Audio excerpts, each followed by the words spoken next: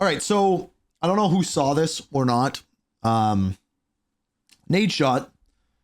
put out a video on his channel on YouTube and saying Call of Duty is forcing me to quit the game. And he has an interesting take on this because he's coming at this from the perspective of I don't want to say pro Call of Duty player, but someone who plays ranked play. And it's very different than my take on it, and I think it's very different than the casual person's take on it, but I think it's important nonetheless to take a look at this. So let's take a look at his video. Big problem with Call of Duty right now. I think there's a really big problem with Call of Duty right now. No, and really. This problem has been an issue since the game was released, or in my opinion, actually, when they released ranked play. So this is, I think, disingenuous to say. I have seen this video. Normally, I don't watch videos beforehand, but I have seen this video. I haven't planned anything or written anything out for it, but I have seen this video. I think it's disingenuous to say this because this isn't just since Black Ops 6 came out. Almost all of the problems that he's going to talk about here have been problems in Call of Duty for years. I actually love this game, brother. I love Black Ops 6. As the do core I. mechanics are addictive. I think they're rewarding. I think the gunfights are fun when you feel like you've had a fair gunfight. But ever since ranked play was released, I think Call of Duty, all the shortcuts that they have taken from a server performance, a server protection, I think Call of Duty has just continued to take shortcuts over and over and over again when it comes to so he's going to get into investing explaining in what he's referring to here, but once he gets there, I'll break it down a little bit more. A really big complaint from my perspective, from my end, for many, many years now. You know, if you take a Call of Duty player and you send them over to a game like Valorant, where the game itself from the ground up was built around making sure that you have a fair and competitive gaming experience when you tap into a game of ranked, but not only, you know, like the health and quality of the game, but also the way that it feels when you're playing on those servers. I think if that's the bigger thing he's getting down at there. to a number, Valorant servers are comparable to like 128 tick rate. Tick rate is, you know, from the Village Idiot over here's understanding of it, how often the server is like pinging back and forth to each player. And like the way that your bullets connect and the way that the game reacts to your input on the keyboard and mouse versus other players is how quick. Okay, so 128 tick rate on Valorant.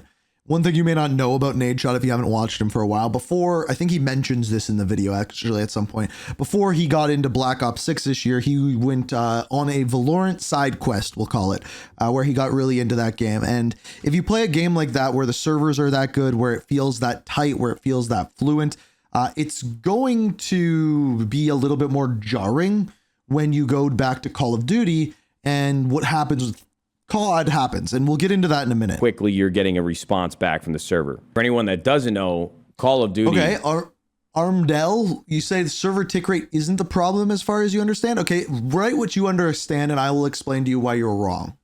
For years, I mean, really since like I think the dawn of Call of Duty, they are on 10 to 16 to 20 something tick rate servers. So from what I understand, multiplayer is on 60 and Warzone is on 20.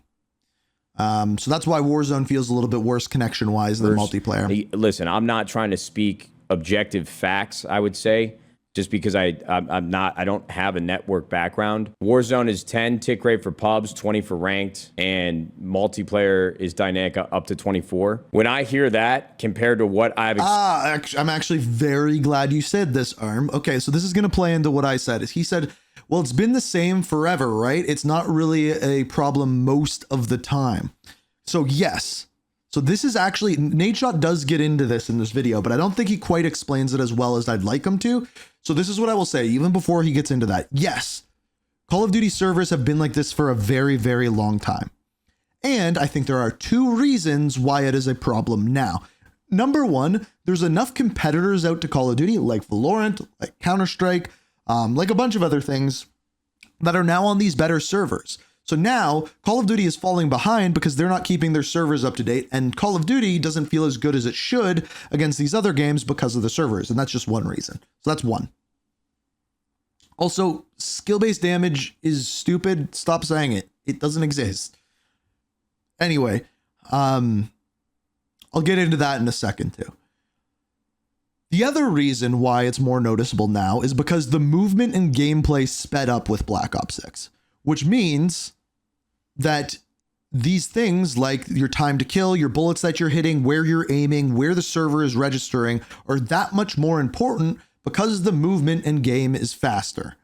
Because the game is faster, the servers need to be faster. It's for it to feel more succinct. That is another reason why it's a problem. So competitive games or other competitor games and how this game plays in conjunction with the servers are why they feel worse now. Now, the skill-based damage thing, stop watching people that talk about skill-based damage. It is dumb. It has zero to do with skill-based damage. You think it does exist? Well, you're wrong. Like you literally do not know how math works if you think skill-based damage exists. It is the easiest thing in the world to test. And I've said this before, I will say it again. Have 2 accounts or just use your account. Do well, see what your kill death is, go into a game and see how much damage you're doing to someone. Then go into another game with a low kill death and you do the same amount of damage. There is literally stats in game that show you how much damage you do. The reason why it feels like there's skill-based damage, and this is the one thing that I will give you, is the higher you're rated in skill-based matchmaking, you're probably going to have a worse connection. Therefore, you have worse bullet registration. Therefore, it will feel worse. But no, you are not doing different amounts of damage based off of how good you are. It's just not true. You're drinking the Kool-Aid, my friend. Experienced on Valorant and what they provide over on Counter-Strike, they're not even in the same ballpark, dude. They're not even in the same category. Hence why you will see these players like Nadeshot. Bugs and lag are the actual problem, yes. But you'll see these people like Nadeshot, Scump, these other people. Those would be the people who have the worst skill-based damage, yet they never complain about it. They're complaining about the servers and they're complaining about hackers.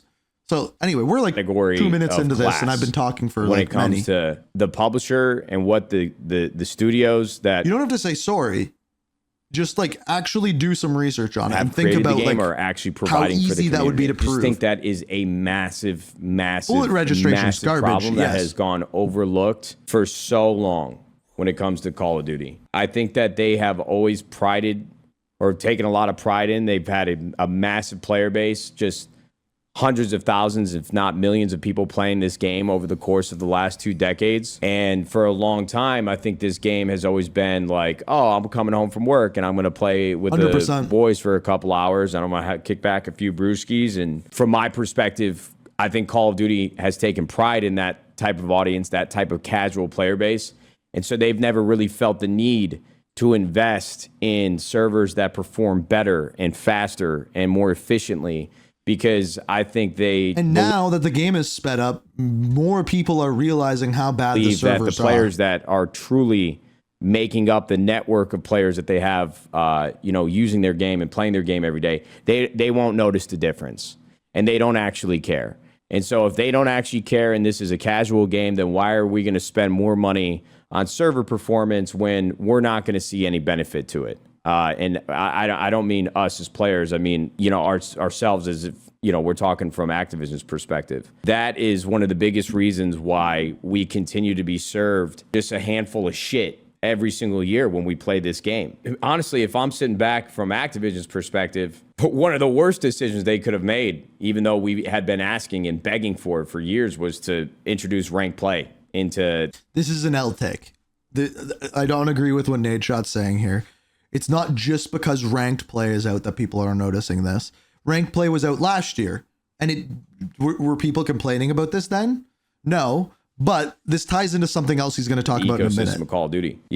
As the video game industry has grown, I think the focus of Twitch, at least beyond Grand Theft Auto and a few other outliers, people love to play games that are competitive, that have a ranked system that is rewarding and rewards you for... But I do also think that it's important to say that casuals are incredibly important, and 90% of the people who play Call of Duty are casuals.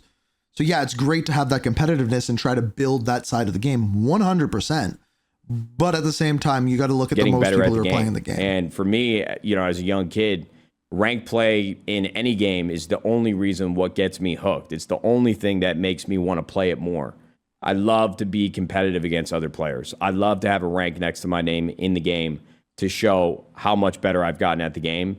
And that to me is the reward system. That's what, stimulates my brain to say, ooh, I'm going to play this again tomorrow. The problem is Call of Duty finally gave us rank play, but they didn't go all in. It was almost as if they finally bent the knee to all of these requests and the desire from like a small portion of the community. And I think eventually, even if they didn't add rank play for multiplayer, because I think the competitive makeup of the overall community that plays the game is still pretty small in comparison to the casual players. I think that they were feeling pressure from other games like Fortnite adding in a ranked mode and all these other titles bolstering a rank play system that was keeping players engaged and wanting to come back and play the game the next day.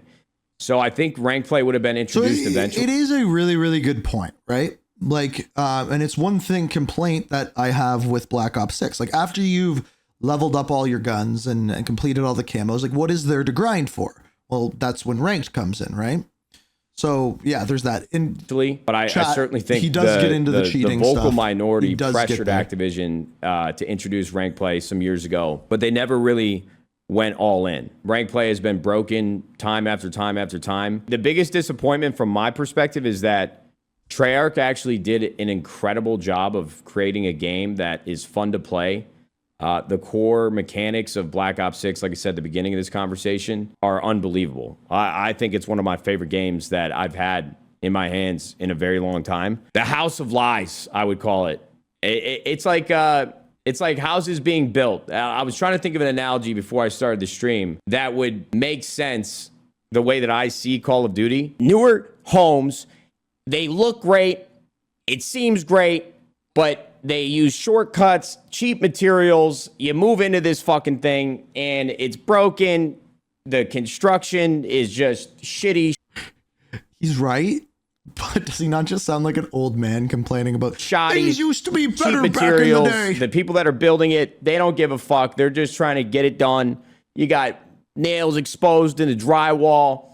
All the plumbing is fucked.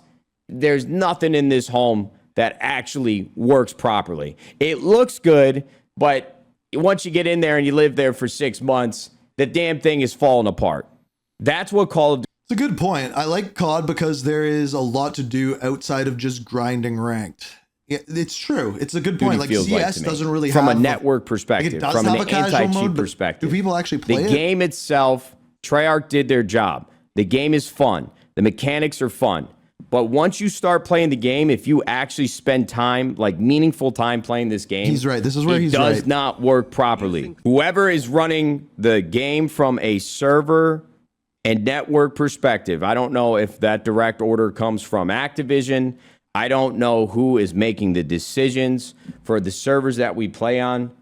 But if I get into a ranked game of multiplayer, there's 3 things that are going to happen. One of the 3 things are guaranteed to happen. You're either going to be playing somebody who is blatantly hacking and aim locking or closet walling.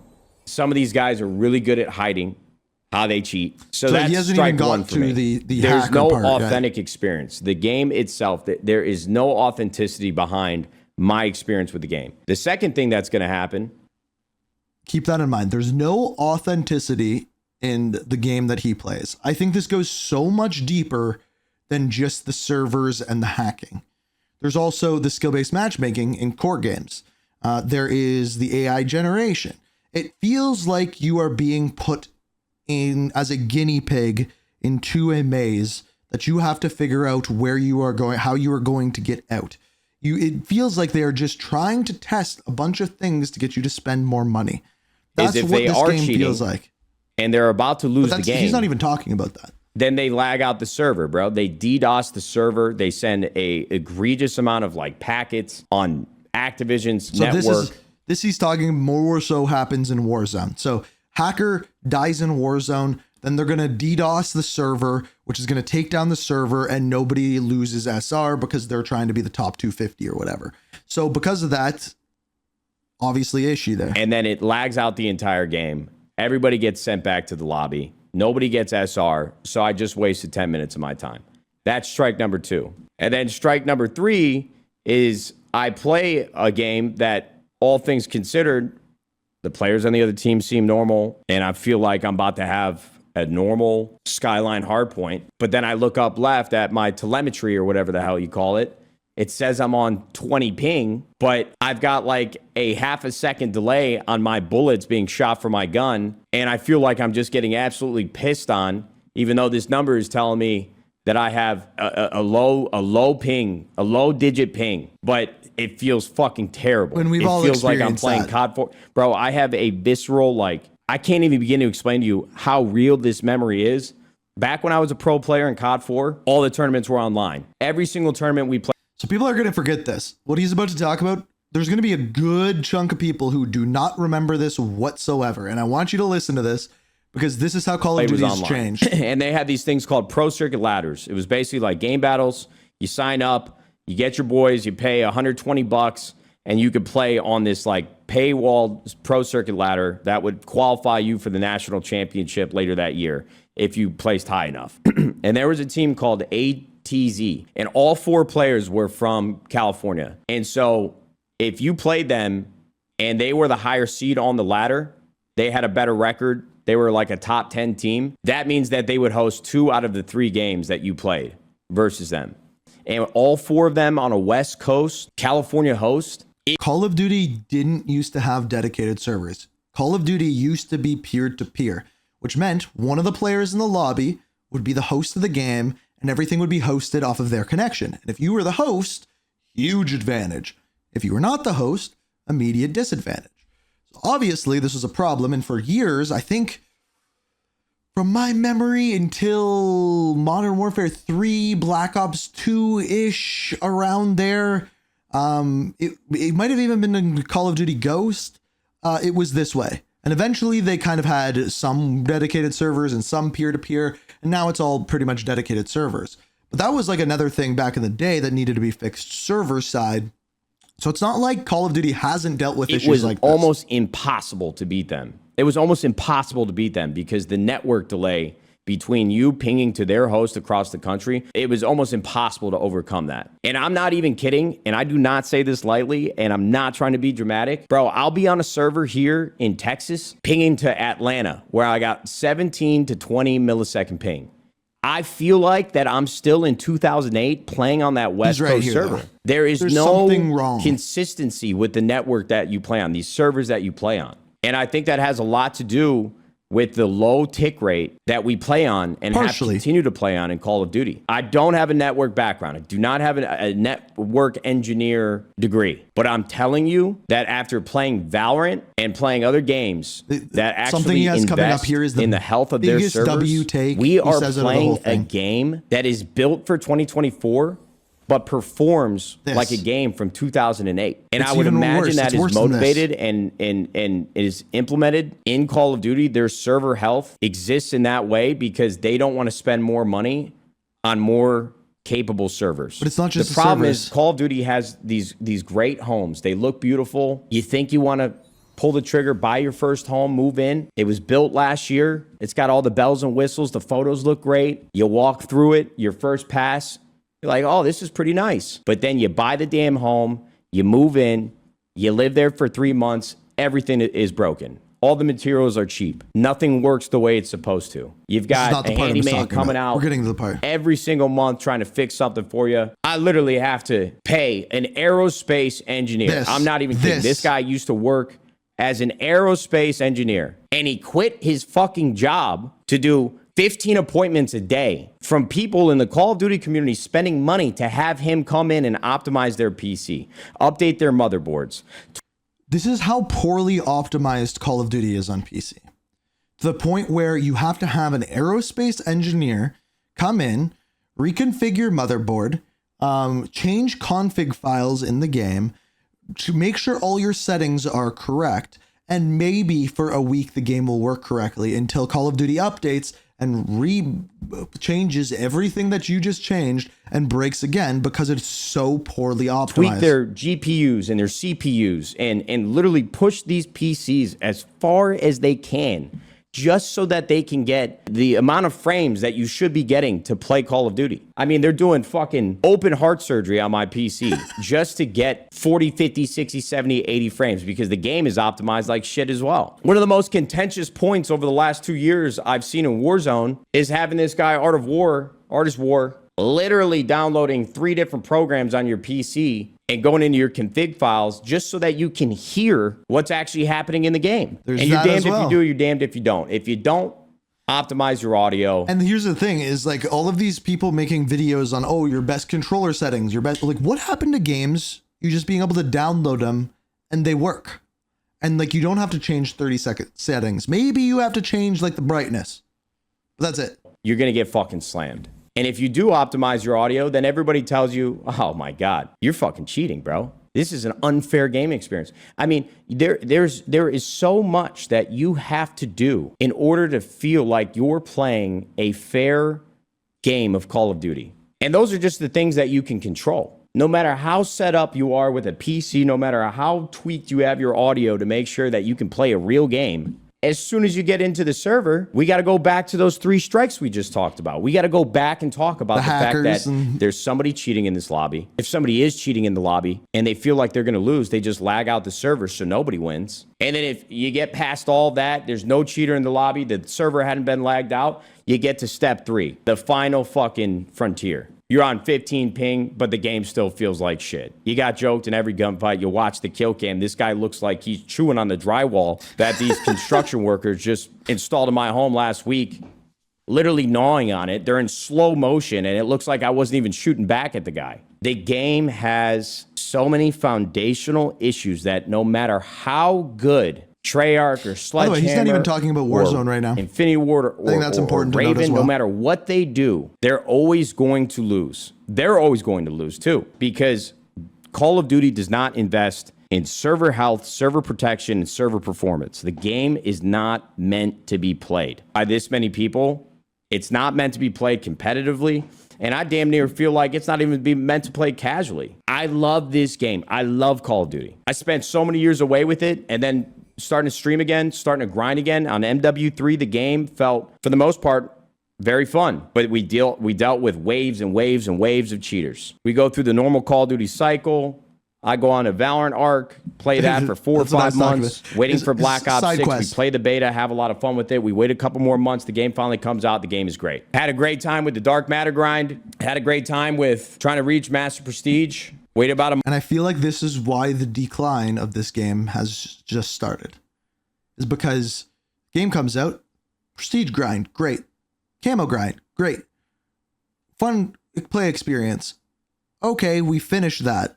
Now we're into crappy servers, bad connection, skill-based matchmaking, and all of the bad stuff. There's none of the good stuff to bring us back to the game. Month and a half, rank play comes out, all smiles. Can't wait to play it. And now just the last 3 weeks have been quite literally the most miserable gaming experience I've ever had. Every single lobby, somebody's cheating. Team Ricochet comes out with a tweet 2 weeks later after rank play launches, after literally going through hell. Say, oh, we banned 19,000 accounts. We raised the threshold of our AI systems and our data storage to better improve the efficacy of those AI systems. I'm like, again, what that's in the video I made yesterday. That's what I was talking about. It's new. It's exciting. That's the thing that's thriving in the game is because it's new and exciting.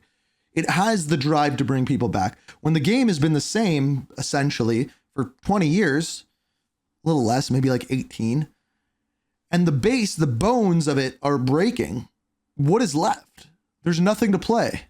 The fuck did you just say to us? What are we talking about? What are you even saying? The cheaters continue to run rampant in ranked. If you scroll through the top 250 of ranked multiplayer, I think there's like 25 out of the top 250 that are real players, real accounts that aren't cheating. I pray for anybody that makes it up to Crimson, Iridescent, or top 250, because every single kill cam you watch, you think everybody just got a gun pointed at each other, accusing everybody of cheating. The gaming experience, it's fucking chalked. It's same with AI, right? It's the same with AI. As soon as we realize there's a little bit of AI, you're like, okay, well, wait, is everything AI? It's the same with you allow in, say we allow in 100 cheaters. Well, you run into 3 of those. Now, everyone that beams you, you're going to be like, wait, was he cheating? Was it? What happened? I mean, you cannot play this game at a high level and have a normal, healthy experience. Yes, dude, I'm a streamer that makes money from the people at home watching me. And I have made a living off of Call of Duty, man. My career is literally what it is today because of Call of Duty. I love the game. I have a lot of friends that work at Activision. I have a lot of friends that work at Treyarch. And I respect what they do at the company and the respective company that they work for. The game literally just came out almost 2 months ago, and I don't want to play it anymore because I don't feel like I'm actually using my time productively. I don't feel like I'm actually having a fair gaming experience. I don't want to play the game. And I think that's a huge problem. Team Ricochet comes out yesterday for their second update about how fucked their game actually is and how little Team Ricochet and their anti-cheat actually work. And they're telling us we're going to have a kernel level driver anti-cheat sometime in season 2, sometime in season 3. They already told us we'd have that for launch. Season 1 just came out 25, 30 days ago, a month ago. We just got season 1 reloaded. Bro, there's still 45 days left in season 1. Bro, if it happens anytime in season 3, brother, we're going to be in the summer. As soon as they get this anti-cheat to possibly work properly, it's not even going to fucking matter because as soon as we get to June, July, August, that's when they start slamming us with all the trailers and leaks and hype for the next Call of Duty title. So in my mind, Black Ops 6 is already chalked. Black Ops 6 is dead in the water. It's a good point, right? If they take that long to fix the game, and you got to keep in mind, right now, as we are talking, they're probably already on Christmas break. I think they normally get 3 weeks for Christmas break. Activision, Treyarch, all of the studios, which, nice, good for them. But the current state of the game, or at least the one that is going to be at the end of this week, is probably going to be the way that the game is for 3 weeks. So if you can't play rank play, you can't play Warzone, because cheaters are everywhere. You just can't play. And then on top of that, we have the monetization things and stuff like that I'm going to talk about later today on the main channel. But the game's falling apart brick by brick, just like Nadeshot said. The house is falling apart. It may be brand new, but the materials aren't good, and they needed better materials. And maybe they could do that. Maybe they can work from the outside in and fix that. But it's a ticking clock. If they don't do it soon, no one's going to be playing the game to begin with. And it's sad because it's actually a good game. But I think he made a lot of good points. I think a lot of them were not quite the head of the nail, but some certainly were.